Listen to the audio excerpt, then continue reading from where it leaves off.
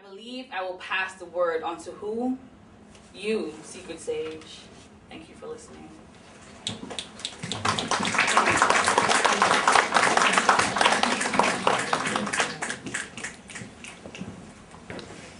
How you doing? My name is Antonio, and I'm reading for Sacred Sage, sorry. Yes, our gang, our group, our folks, our circle of writers.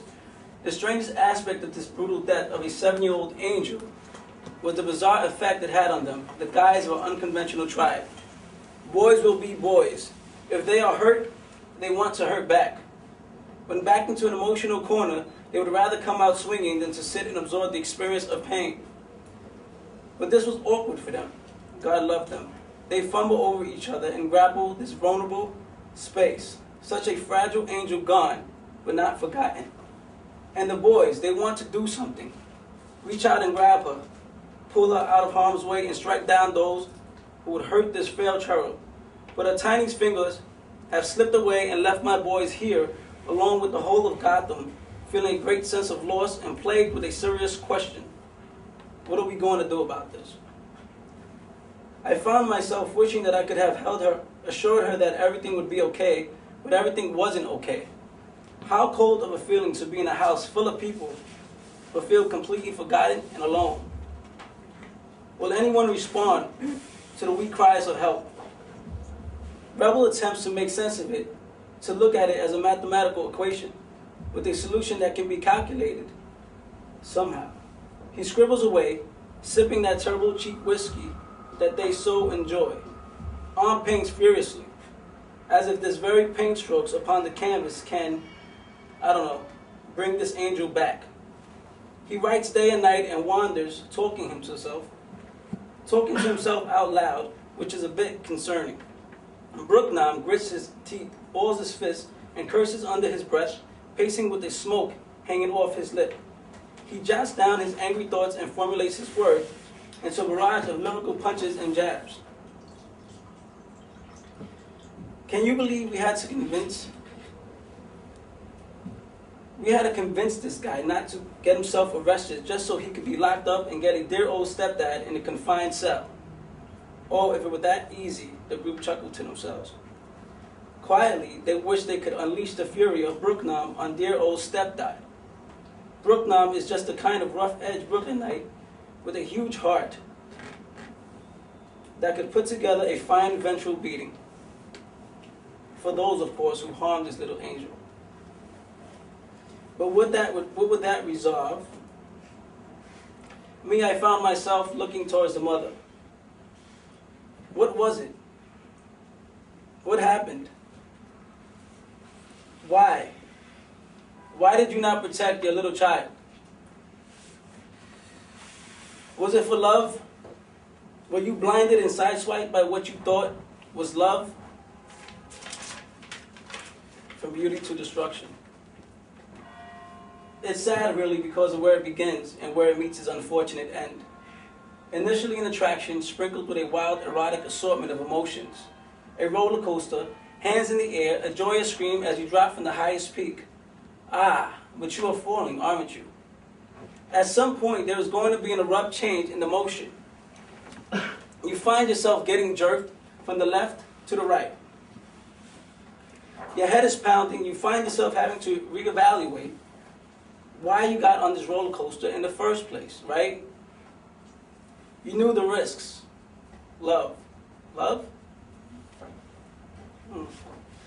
I wonder, in the beginning, did he ride in like the shining knight, a hero who had come to rescue this damsel and has destroyed children? Love, huh? Then what happened? The struggles begin. Feelings of inadequacy come into play. Misplaced anger leads to cowardice acts and a shameful loss of control. But the facade must remain, though. Behind closed doors, the beauty has fallen to destruction. I don't know what else to call it. Mid-evening, I can't remember how long I've been here. The Brooklyn loft has filled with many more of Gotham's creative souls. Painters, filmmakers, writers, photographers, dancers, musicians, the list can go on. There was so much shouting, loud music, scattered etchings, pieces of lined paper with random thoughts scrawled down, torn paper bags with poems written on them, empty wine bottles, overflowing ashtrays, and many other beautiful ideas. The conversation had taken on new depths and dimensions, expanding beyond the realm that we are all so comfortable and familiar with. We've been at it for days. Through the giant lost ceiling to floor windows, I believed I watched the sun set and rise at least 3 times. We had accumulated a great deal of art. But what are we going to do with it? I found myself staring at a photograph placed on the wall by the one we called Curious. Before I could think, I was writing. This tree, how old?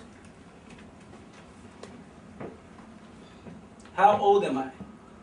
I have been since I felt that first bright light, since the first time mother licked my leaves. She's not always gentle. Sometimes she pushes, slaps me so hard I bend over. But my trunk is strong, my roots are deep, and I hold on. Usually it is these tickles over and under my branches, these breathy caresses. When she washes and feeds me with sweet water, I also subtly dance my roots tingling as I'm soaking in her love. How old am I? I'm as old as this warmth, this cold, this light, this dark. Do you know I've actually had nightmares about this? This beautiful child's eyes staring at me. It's like she's looking out at me, saying, why weren't you there to help me? I don't know if there's anything that I could have done. Was there? Many of us living here in Gotham probably found ourselves asking a similar question. Was there anything that I could have done? But what the hell is my apathy going to do? My empathy going to do for her now? I do tend to seek the silver lining in the dark clouds. More often than not, I find myself reaching out toward the light. So to that end, I do believe in us gathering in this angel's honor, coming together for all the little angels taken before us, and before they got their chance to shine. Let them hear us now. Let them understand that they have not been forgotten. But if I continue with this, we could go on talking into dawn's light. So I believe I will pass this on to you, Brooke, now. Thanks for listening, folks.